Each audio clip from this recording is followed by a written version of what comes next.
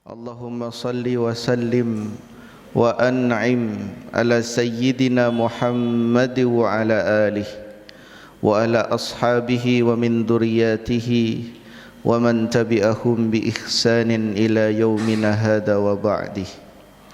Usikum wa iyaya nafsi bitaqwallah faqad fazal mu'minuna al-muttaqun haitsu qala Allah ta'ala fil Qur'anil Karim ba'dan an a'udzu billahi minasy syaithanir rajim. Bismillahirrahmanirrahim. Ya ayyuhalladzina amanu taqullaha haqqa tuqatih wa la tamutunna illa wa antum muslimun.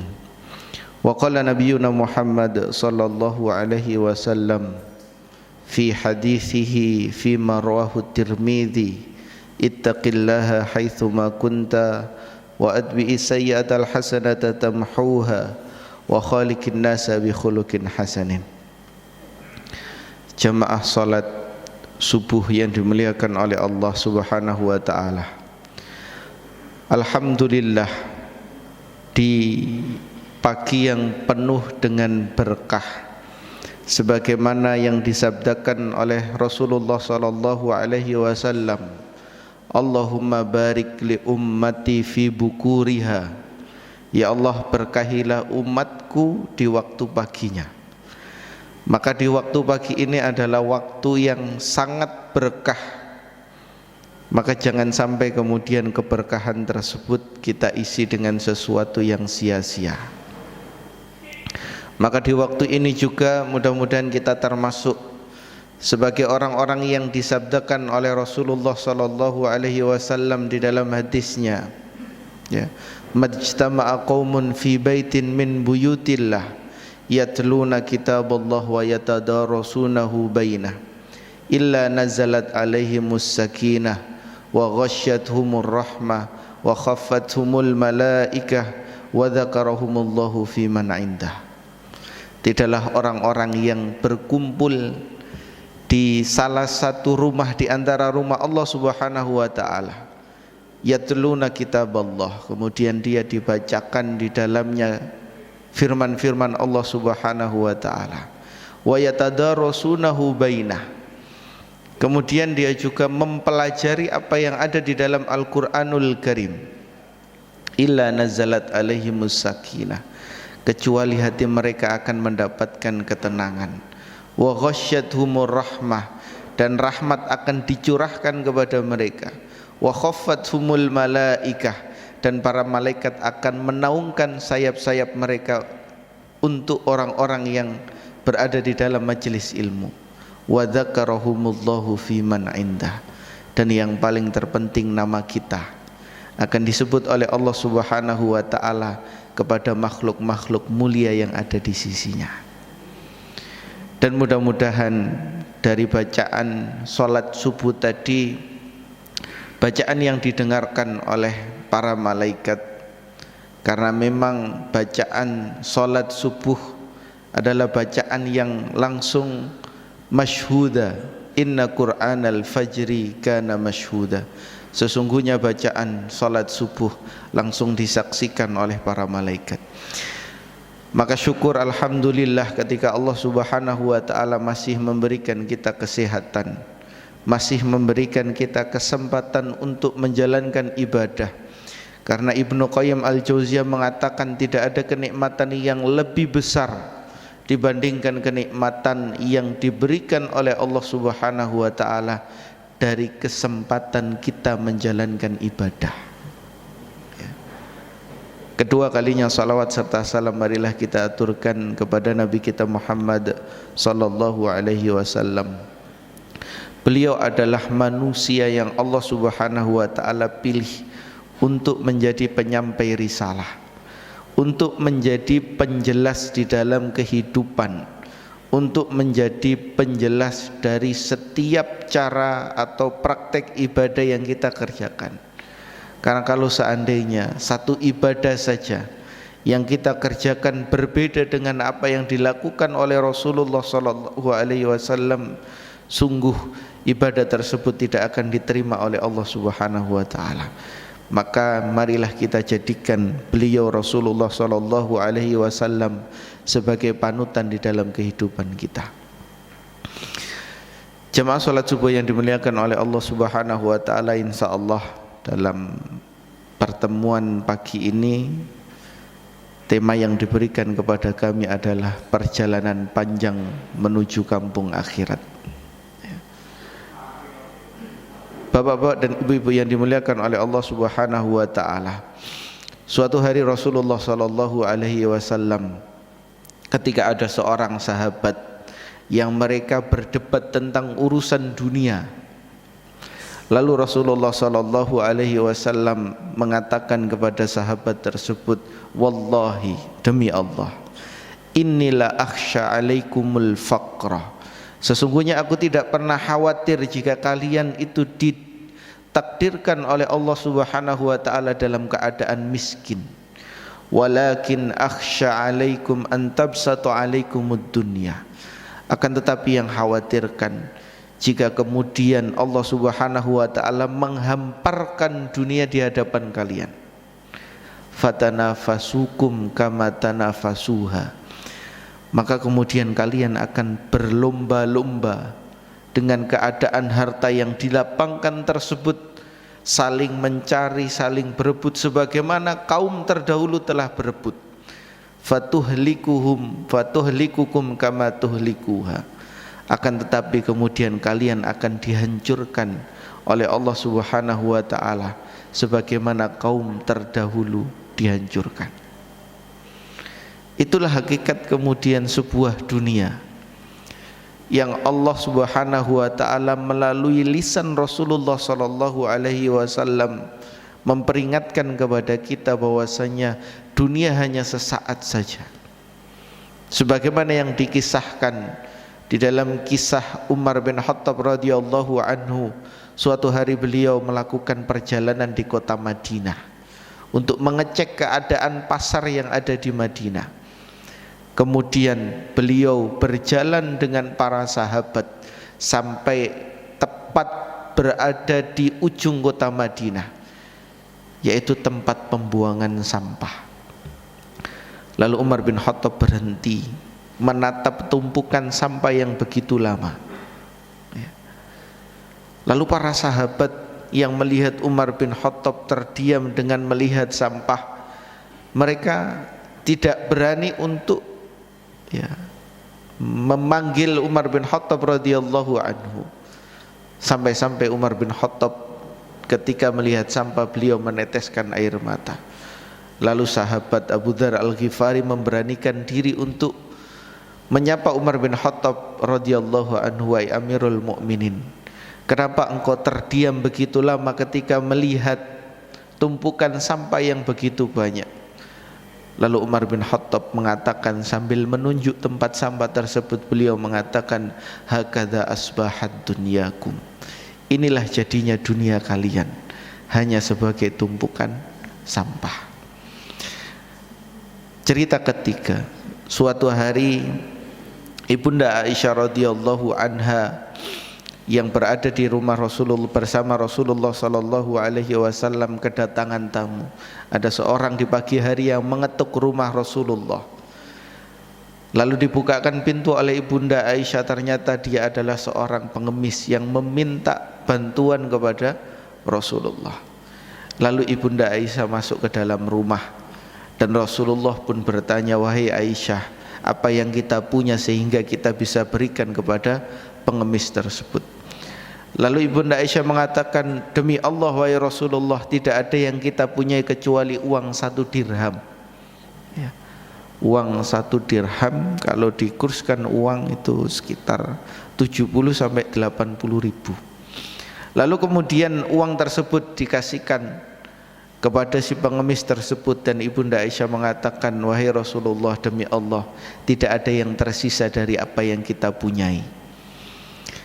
Lalu Rasulullah sallallahu alaihi wasallam bersabda, fama anfaqta faabqaita, dan sungguh apa yang engkau infakkan itu yang akan kekal, bukan apa yang kemudian yang kita infakkan itu yang habis, tidak. Justru yang kita infakkan itu adalah yang tersisa di dalam tabungan kehidupan di masa depan kita. Jamaah salat subuh yang dimuliakan oleh Allah Subhanahu wa taala. Kemudian Allah Subhanahu wa taala memberikan gambaran yang jelas, fama hayatul dunya illa mataul ghurur. Dan sesungguhnya kehidupan dunia hanyalah kenikmatan yang menipu. Bapak-bapak dan ibu-ibu yang dimuliakan oleh Allah Subhanahu wa taala, itu tadi hanya muqaddimah. Saya ingin menggambarkan bahwasannya kehidupan dunia yang mungkin di pandangan kita begitu banyak kenikmatan yang luar biasa, akan tetapi hakikatnya hanyalah sebuah tipuan. Akan tetapi hakikatnya hanyalah sementara. Akan tetapi hakikatnya hal tersebut memiliki batas waktunya. Dia tidak kekal.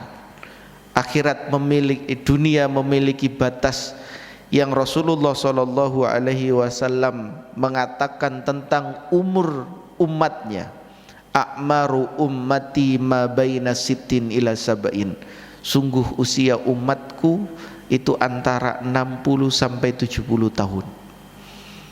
Jadi yang sudah mendekati usia tersebut siap-siap.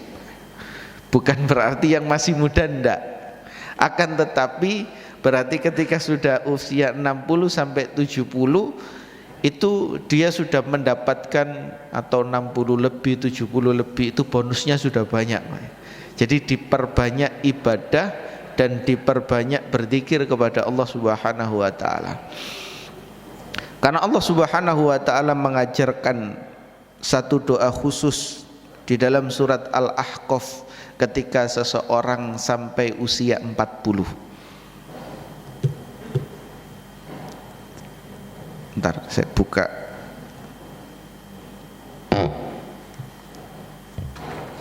Tepatnya di ayat berapa, Pak?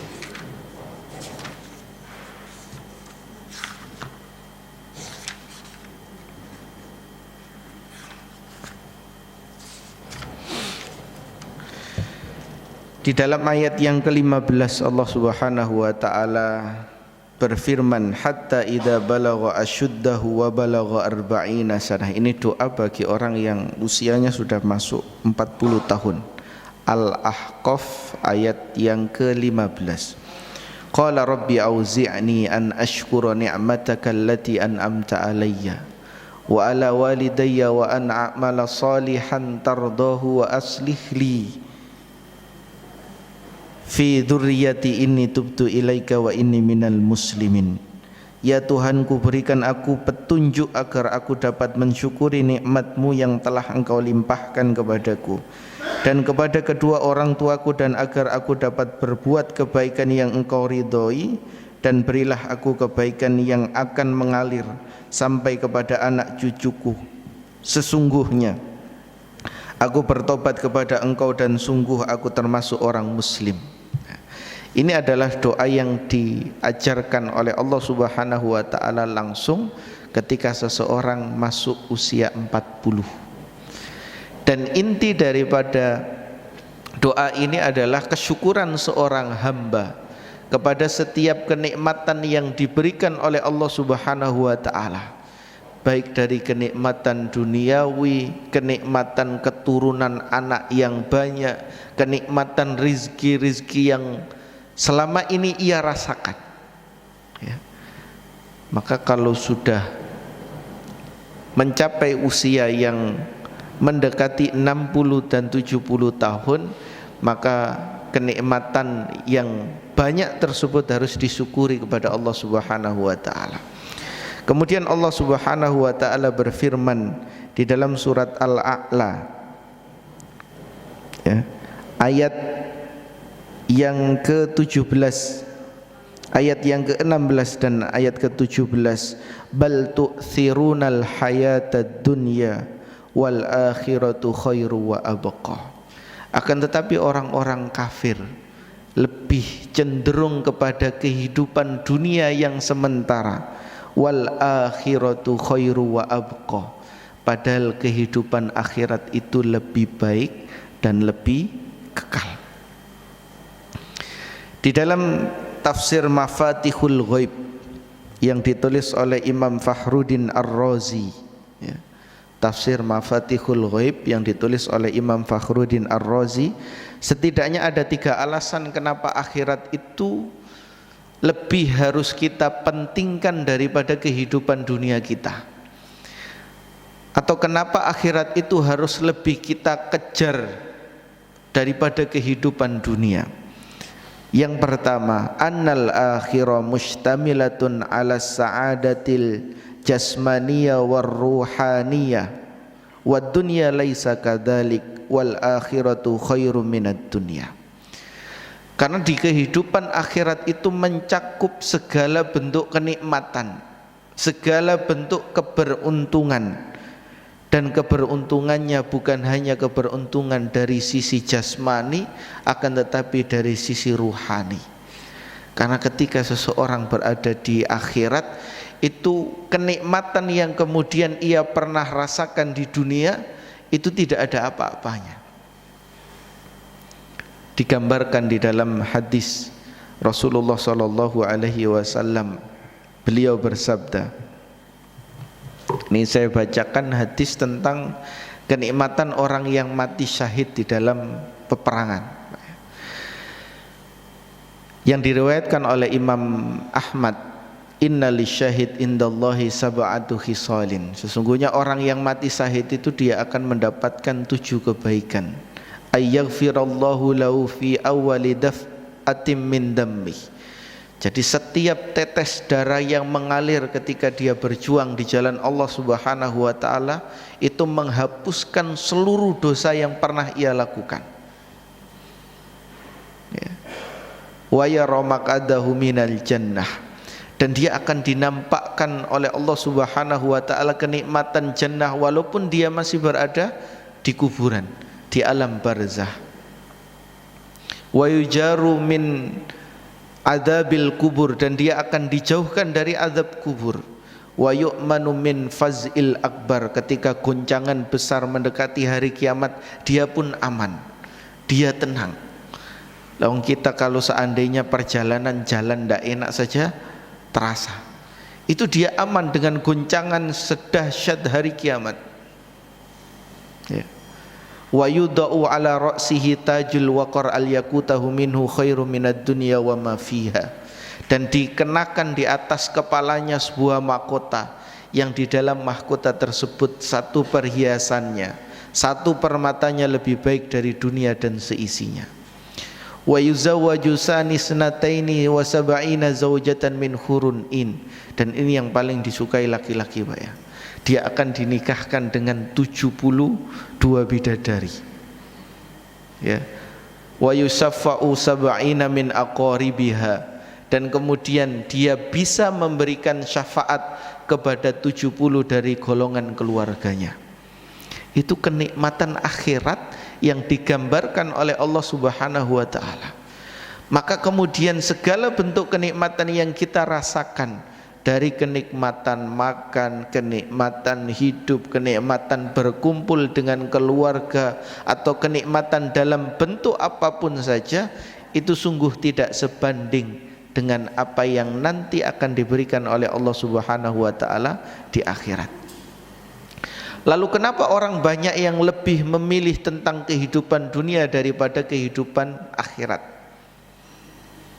Ya, di dalam kitab Tadhkiratul Maut, ya, Imam Al-Qurtubi beliau mengatakan kenapa orang lebih memilih dunia daripada akhirat. Alasan beliau karena satu hal, karena mereka kurang beriman dengan sesuatu yang gaib, yakni al-imanu bil yaumil akhir, iman terhadap hari akhirat. Karena ketika seseorang dia beriman kepada hari akhirat, maka pikiran dia adalah dia lebih mengutamakan kehidupan akhirat daripada kehidupan dunia, sehingga di dalam keseharian mereka selalu memfokuskan tujuan mereka untuk kehidupan akhirat kepada Allah Subhanahu wa taala. Jadi kalau sebagaimana yang dilakukan oleh para sahabat, mereka itu tidak melakukan sesuatu kecuali untuk keuntungan akhirat mereka. Jadi kalau bekerja itu hanya sebagai wasilah untuk mendapatkan akhirat. Orang yang banyak harta, hartanya digunakan untuk membeli akhiratnya. Ketika orang punya ilmu, ilmunya dimanfaatkan untuk kepentingan akhirat. Ketika dia memiliki kekuatan, ya, entah kekuatan fisik, kekuatan yang lainnya, ia gunakan untuk mendapatkan kenikmatan akhirat. Jadi sebagai seorang muslim seharusnya kita faham bahwasanya kehidupan dunia hanyalah sebuah sementara. Kemudian alasan yang kedua, annad dunya laddatuha makhlutatun bil alam wal akhirata laysat kadzalik. Sesungguhnya kehidupan atau kenikmatan yang ada di dunia itu masih memberikan rasa sakit. Akan tetapi kalau di akhirat tidak. Jadi kalau di dunia itu masih terkadang ada rasa sakitnya, ada rasa perihnya, ada rasa ujiannya. Ya. Amma hasibtum an tadkhulul jannah. Apakah kalian mengira bahwasanya kalian akan masuk ke dalam jannah? Walamma ya'tikum masalul ladzina khalau min qablikum masadhumul ba'sa wad-dharra'u wa zulzilu. Padahal kalian belum diuji sebagaimana kaum-kaum terdahulu.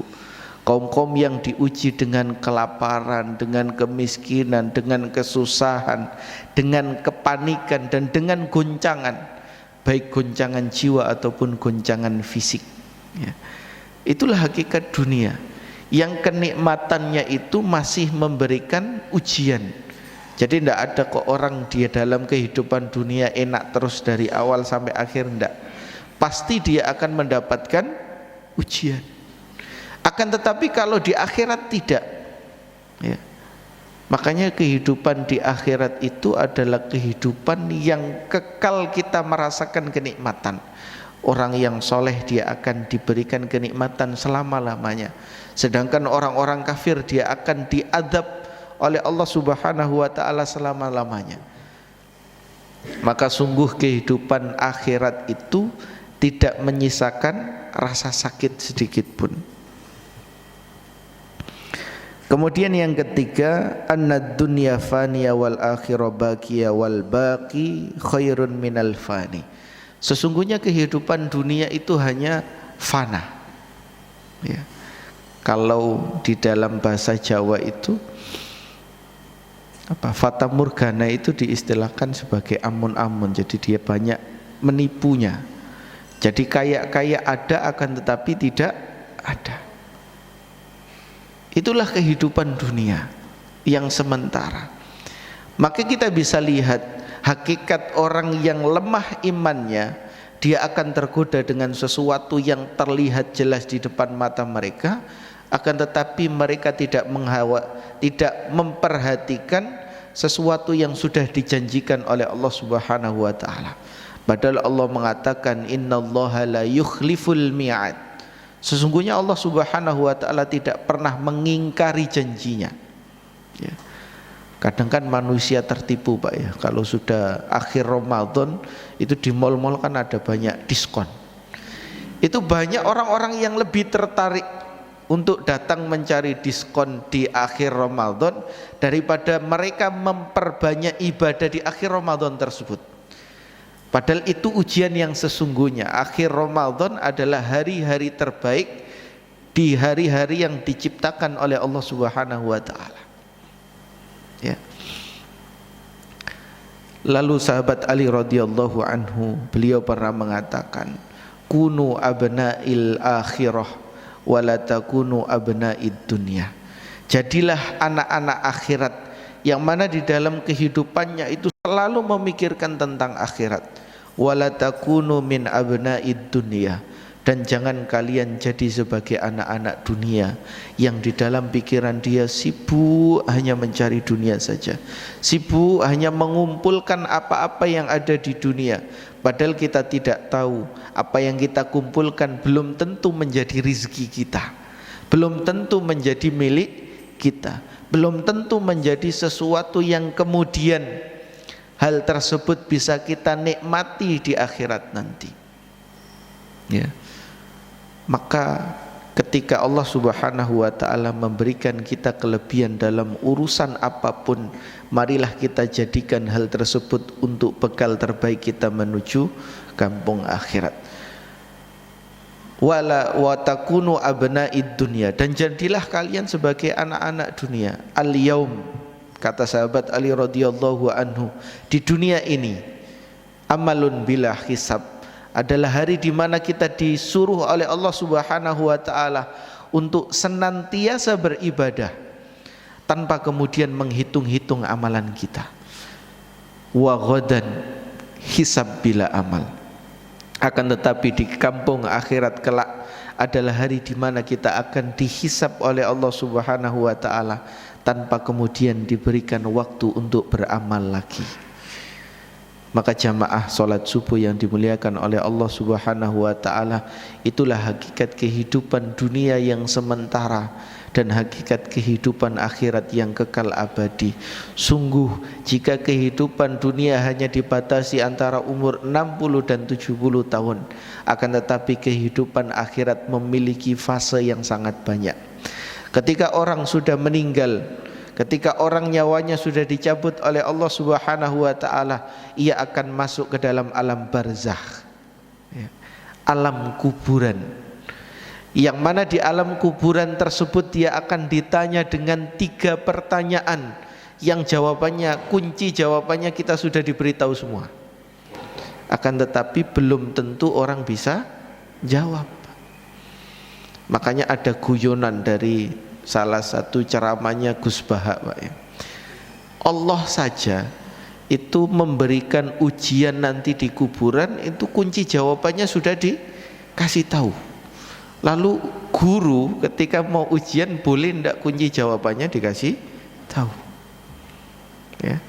Itu Allah saja seperti itu.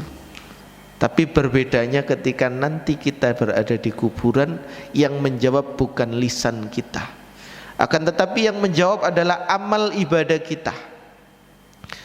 Maka walaupun kita hafalkan setiap hari, man rabbuka rabbiyallah, man nabiyuka Muhammad sallallahu alaihi wasallam, wa ma kitabuka Al-Qur'anul Karim, walaupun kita kemudian hafalkan terus menerus, hal tersebut belum tentu bisa kita jawab.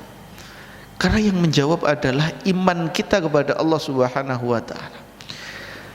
Maka dikatakan di alam barzakh tersebut orang akan setiap waktu petang, ya, setiap waktu petang dia akan ditampakkan oleh Allah Subhanahu wa taala tempat dia nanti di akhirat. Maka orang-orang soleh akan ditampakkan kenikmatan-kenikmatan yang ada di akhirat, sedangkan orang-orang yang durhaka kepada Allah, dia akan ditampakkan azab-azab nanti di akhirat, ya.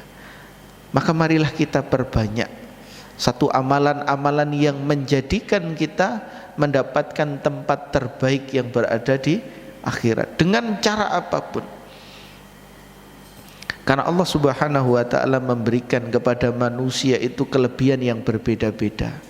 Ada orang yang diberikan oleh Allah dari sisi kelebihan harta, maka belilah surga dengan hartamu. Ada orang-orang yang Allah Subhanahu wa taala berikan kelebihan dari segi ibadah. Ustaz, kalau saya itu sholat itu kuat, maka belilah jannah dengan sholatmu. Ada orang-orang yang diberikan oleh Allah Subhanahu wa taala, ia kuat dengan membaca Al-Qur'anul Karim, maka belilah jannah dengan bacaan Al-Qur'anmu. Dan ada orang-orang yang dia membeli jannah dengan berzikir kepada Allah, maka belilah jannah dengan zikirmu. Maka Allah Subhanahu wa taala itu tidak kemudian mengharuskan orang harus melakukan ibadah dengan satu contoh salat berdiri, enggak. Kalau memang kita tidak mampu, salatlah dengan duduk. Kalau kita tidak mampu untuk berinfak, maka memberikan senyuman adalah sedekah yang paling ringan. Maka jamaah salat subuh yang dimuliakan oleh Allah Subhanahu wa taala, sampai jam berapa? kurang 10 menit lagi. Maka dari itu marilah kemudian kita sadari, kita tanamkan di dalam hati kita bahwasanya kenikmatan yang ada di dunia ini hanya sementara. Mari kita pelajari dari apa yang dilakukan oleh Rasulullah. Rasulullah itu kalau pengen beliau menikmati kehidupan dunia, beliau memiliki semuanya. Istrinya adalah orang terkaya nomor 10 di Jazirah Arab, ya. Itu kalau beliau ingin apa semua keturutan. Akan tetapi hari pertama ketika pernikahan beliau dengan Khadijah, beliau mengatakan, wahai Khadijah, relakah engkau ketika harta yang engkau miliki aku habiskan untuk dakwah dan menyantuni orang fakir miskin? Kata Khadijah, iya wahai Rasulullah, semuanya akan aku serahkan kepada engkau untuk kepentingan Islam dan untuk kampung akhirat nanti, ya. Jadi semuanya diberikan. Tidak ada yang kemudian menjadikan beliau berat untuk mengeluarkan hartanya untuk membeli kampung akhiratnya, ya. Saya sedikit cerita Pak, ada seorang aghnia, ada orang kaya dari Gresik yang kemarin datang ke pondok kami. Beliau, saya kasih info, Pak, ini ada pembebasan tanah senilai 140 juta. Beliau datang ke sana, ya Ustadz, saya insya Allah mampir ke pondok. Dan beliau mengatakan, Ustadz, kalau ini saya tanggung sendiri gimana? 140 juta. Saya ginikan lupa, ini rencana kita, maksudnya kita lelang buat seluruh orang, enggak, nanti lelangnya buat pondasi saja, ini saya beli. Kemudian yang satu lagi, ini tanah sampingnya kok enggak dijual sekalian, Ustaz? Oh ya, ini dijual Pak. Ya sudah, nanti saya kasih lagi 100 juta.